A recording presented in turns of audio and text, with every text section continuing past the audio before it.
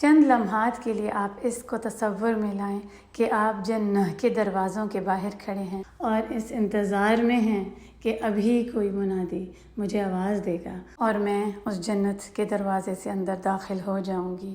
ہمارے جذبات کی اس وقت کیا حالت ہوگی، کتنی خوشی، بے چینی کا عالم ہوگا کہ بس جلدی سے جنت کے اندر داخل ہو جائیں اپنے ہمیشگی کے گھر میں۔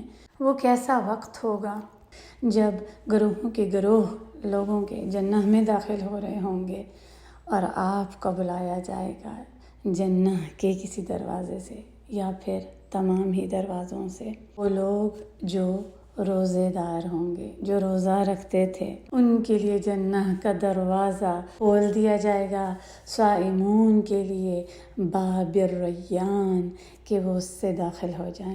سہل بن سعد فرماتے ہیں کہ رسول اللہ صلی اللہ علیہ وسلم نے فرمایا جنت کا ایک دروازہ ہے، ایک گیٹ ہے، باب الریان، جس سے صرف روزے دار داخل ہوں گے یوم القیامہ میں، اور ان کے ساتھ کوئی اور داخل نہیں ہوگا۔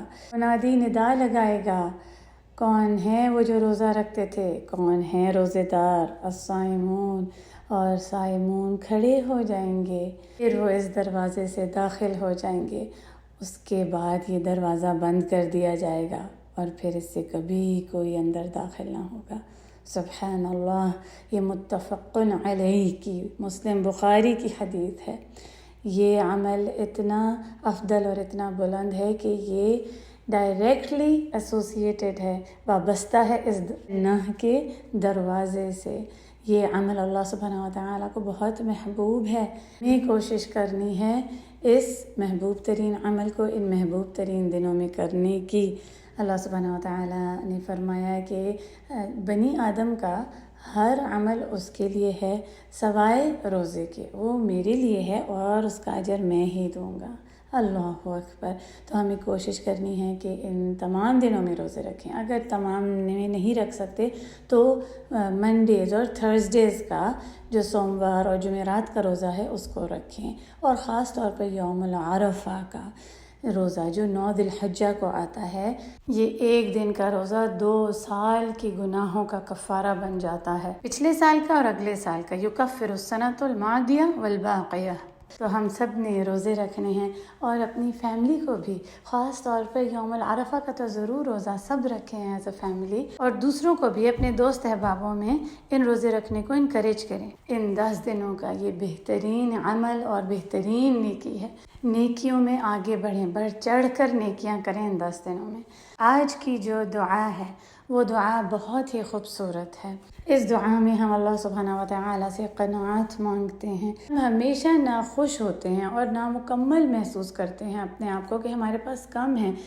ان تمام نعمتوں کو ہم بھول جاتے ہیں جو اللہ سبحانہ وتعالیٰ نے ہمیں عطا کی ہیں۔ ہمیں ہمیشہ لگتا ہے کہ ہمارے پاس کم ہے، ہمیں تو بس اور چاہیے، اور ہی چاہیے۔ اس دعا میں ہم اللہ سبحانہ وتعالیٰ سے مانگتے ہیں کہ اللہ سبحانہ وتعالیٰ آپ ہمیں قناعت عطا کریں، آپ ہمیں خوشی عطا کر دیں، جو ہمیں آپ نے دیا ہے اسی میں برکت ڈال دیں۔ ہمارے اندر یہ جو ہوس اور لالچ ہے یہ ختم ہو جائے، ہم اللہ سے راضی ہو جائیں، اس کی دی ہوئی نعمتوں پر خوش ہو جائیں۔ پھر اس دعا میں ہم یہ بھی مانگتے ہیں کہ اللہ سبحانہ وتعالیٰ ہم سے اگر کوئی نیکی رہ گئی ہے نا ہماری ہی اپنی کوتاہیوں کی وجہ سے، تو ہمیں ایک اور موقع عطا کریں، اور نیکیوں کے موقع عطا کریں، تاکہ ہم اس سے زیادہ بہتر نیکی کر سکیں، اس سے زیادہ بہتر نیکی کا موقع عطا کریں جو ہم نے نیکی کھو دی۔ اتنی پیاری دعا ہے نا۔ دیکھیں ہمارے سے چیزیں کوئی چلی جاتی ہیں، کوئی نقصان ہو جاتا ہے، ہمیں بہت دکھ ہوتا ہے، لیکن کیا کبھی ہم نے کسی نیکی کے چلے جانے کا غم کیا ہے؟ کیا ہمیں کبھی دکھ ہوا ہے کہ ہماری ہی اپنی سستی، کسی اور وجہ سے بھی جو ہم سے نیکی رہ جائے، کیا اس پر کبھی ہمیں دکھ ہوا ہے؟ اگر ہم اس کا دکھ کرتے ہیں نا کسی نیکی کے چلے جانے کا، تو یقین کریں اللہ سبحانہ وتعالیٰ ہمیں دوبارہ موقع دیتے ہیں تاکہ ہم اس نیکی کو بہترین طریقے سے دوبارہ کر سکیں۔ لیکن اگر ہمیں اس چیز کی پرواہ ہی نہیں ہے تو پھر نیکی کے موقع کیسے ملیں گے دوبارہ؟ یہ دعا ضرور یاد کریں، بہت ہی پیاری دعا ہے۔ اس کے الفاظ ہیں اللہم قنعني بما رزقتنی وبارک لی فیہ واخلف علی کل غائبۃ لی بخیر۔ اے اللہ، جو بھی آپ نے مجھے عطا کیا ہے اس میں مجھے قناعت عطا کر دیں اور اس میں برکت ڈال دیں، اور جو مجھ سے نیکی رہ گئی ہے تو مجھے اس کے بدلے بہتر نیکی کرنے کا موقع دیں۔ اللہ اکبر، سبحان اللہ۔ اس دعا کو ہم یاد کریں۔ ہمیں ہمیشہ زیادہ چاہیے ہوتا ہے اور چاہیے ہوتا ہے، لیکن بعض اوقات ہمیں پتہ ہی نہیں ہوتا کہ ہمارے لیے اچھا بھی ہے یا نہیں، کیا ہم اس سے اللہ کو راضی کر سکیں گے یا نہیں۔ تو ہمیں ہمیشہ اللہ سبحانہ وتعالیٰ سے مانگنا تو ضرور چاہیے کہ ہمیں دیں، لیکن جب تک وہ ہمارے لیے بہتر ہو، ہمارے لیے خیر ہو اس میں، اور ہمیں اس چیز کا بھی پتہ ہو کہ وہ اسے ہم اللہ کو راضی کر سکیں گے، اللہ کے راستے میں لگا سکیں گے، اور اللہ سے برکہ بھی مانگیں جو آلریڈی ہمارے پاس ہے، جو پہلے سے ہی ہے اس میں بھی برکہ مانگیں۔ اپنے ارد گرد دیکھیں اللہ تعالیٰ نے تو ہمیں کتنی زیادہ نعمتیں عطا کی ہیں۔ یاد رکھیں کہ زیادہ مانگنا برا نہیں ہے، لیکن اس کے ساتھ نیت کیا ہے، ارادہ کیا ہے، مانگنا کس وجہ سے ہے، کیا وجہ ہے۔ اگر تو مانگنا اس لیے ہے کہ یہ مجھے صرف نہیں بلکہ سب کو فائدہ دے گا، تو ضرور اس چیز کو مانگنا چاہیے۔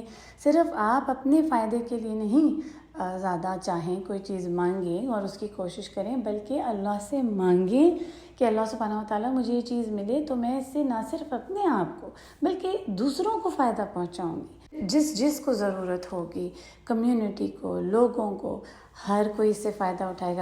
رسول اللہ صلی اللہ علیہ وسلم نے انس بن مالک رضی اللہ عنہ کے لیے دعا کی تھی کہ ان کو اور زیادہ مال عطا کریں، کیونکہ رسول اللہ صلی اللہ علیہ وسلم جانتے تھے کہ اس کو وہ اللہ کی راستے میں خرچ کریں گے، دوسروں کے فائدے کے لیے خرچ کریں گے، مگر صرف اپنے لیے نہیں، دوسروں کو فائدہ دینے والے بن جائیں، دوسروں کا فائدہ سوچیں، ان کے لیے خیر چاہیں، تو اپنے آپ کو خیر خود ہی پہنچ جائے گی۔ صرف اپنے لیے نہ سوچیں کہ مجھے ہی سارا کچھ مل جائے، سیلفش نہ ہو جائیں، بلکہ دینے والے بن جائیں، خیر پھیلانے والے بن جائیں، اور جو ہے ہمارے پاس اس پر راضی رہیں۔ اس دعا کو مانگیں۔ آج کا ذکر ہے استغفر اللہ و اتوب الیہ۔ اے اللہ سبحانہ و تعالیٰ، میں آپ سے معافی مانگتی ہوں گناہوں کی، اور آپ ہی کی طرف پلٹ کر آتی ہوں۔ ہمیں معافی مانگتے رہنا ہے ہر وقت۔ ان 10 دنوں میں اپنے اس ذکر کو زیادہ کر دیں، استغفر اللہ زبان پر جاری رہے، گناہوں کی مغفرت مانگیں، کیونکہ ہم سے بہت سے گناہ ہوتے ہیں، جان بوجھ کر یا غلطی میں، نہ جانے ہم سے بہت سے گناہ ہو جاتے ہیں، ہمیں پتہ ہی نہیں چلتا۔ تو ہر وقت اللہ سے توبہ و استغفار کرتے رہیں، اور پھر اگر نیکی بھی کر رہے ہیں نا تو نیکی کے کام کو کر کے اترائیں نہ، خوش نہ ہو، بلکہ اس پر بھی توبہ کریں، اس پر بھی استغفار کریں، کیونکہ کتنے ہی نیکی کے کام ہیں جن میں کمیاں ہیں، کوتاہیاں ہیں ہماری، اتنی ہی نیکیاں کر کے انسان خود ہی ضائع کر دیتا ہے، اسے پتہ ہی نہیں چلتا۔ تو اللہ سے مغفرت مانگتے رہیں، ذکر کرتے رہیں، اس دعا کو مانگیں، اور جو نیکی کا بہترین اور محبوب عمل ان اللہ کے محبوب ترین 10 دنوں میں جو کرنا ہے وہ ہے روزہ، تو روزے رکھیں۔ اللہ سبحانہ و تعالیٰ آپ کو ان لوگوں میں سے کر دیں جنہیں باب الریان سے بلایا جائے۔ آمین یا رب۔ وآخر دعوانا ان الحمد للہ رب العالمین۔ السلام علیکم ورحمۃ اللہ وبرکاتہ۔